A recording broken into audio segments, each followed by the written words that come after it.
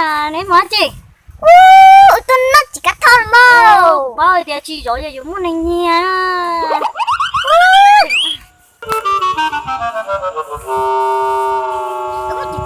Nó có chỉ cắt thôi nó chỉ có nó. Mua của sao như vậy? Là mua cắt thôi đấy nó. Con tập bún nói.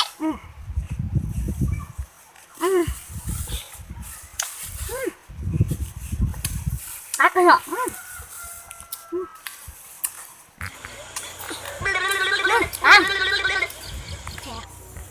Nên nó cũng bún em đây cũng có chỉ cắt thôi đấy nó.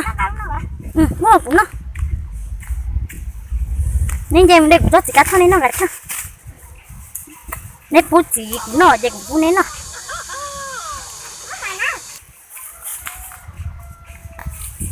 Hay là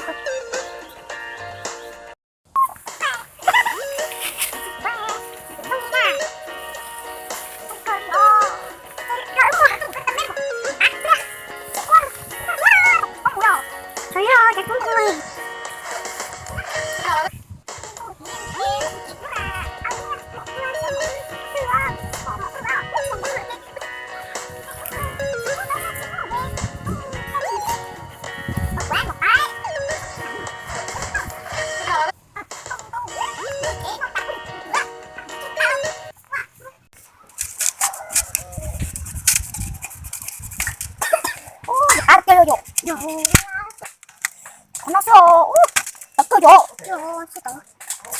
kéo tao có con giặc hộ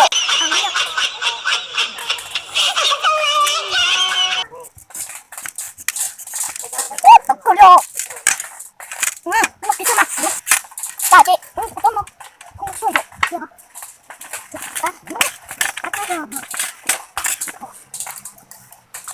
cắt cái kia rồi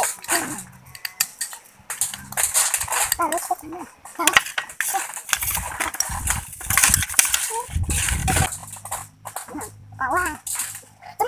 gì nó mà có chạy kilo đúng rồi mà nó rồi ao bắt giống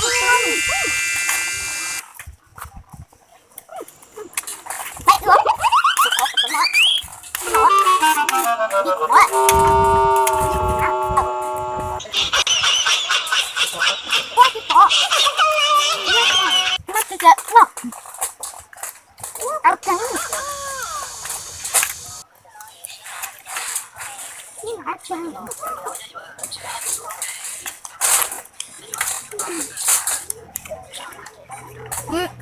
nó ta một cả một các hộ kiến rồi hết thế rồi nó ông nào nó đến đông to một nó chỉ cắt thôi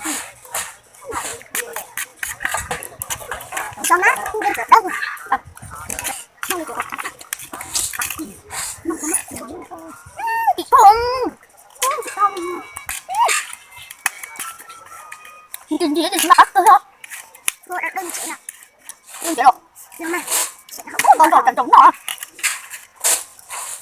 nè chị bắt cơ vô con chủ mẹ con cháu nó tránh của đi à nó như là nó tránh của đi à ngại cũng chưa có tránh nó thôi nha nó tù của mà đấy lộ tao của hai con suốt kìa con chàm gì cao là biết tệ quá ác không cao chưa ai chưa tao không hiểu ngon thôi nha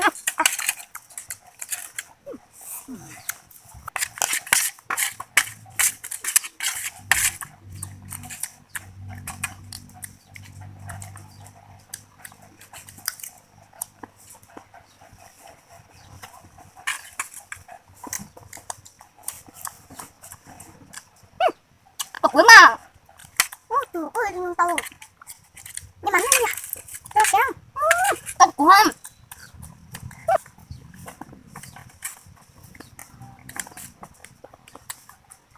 Con sẽ phải con nó chọc con nó đã. Con nó cột. Tự nhiên chọc xíu nào luôn.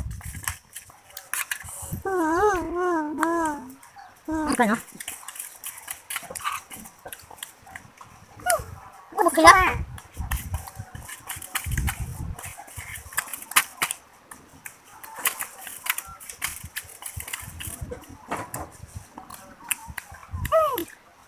Ai chơi?